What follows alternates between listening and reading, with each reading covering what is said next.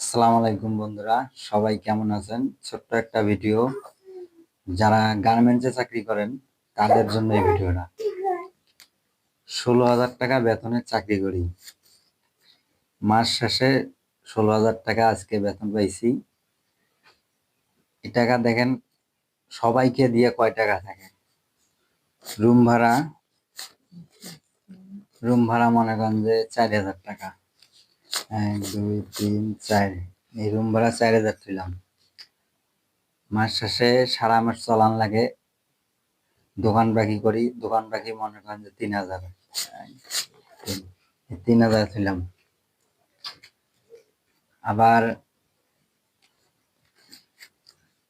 বাড়িতে দেওয়ান লাগে, বাড়িতে পরিবার আছে, পরিবারের দেওয়ান লাগে মাসে 4,000 ধরেন, 4,000।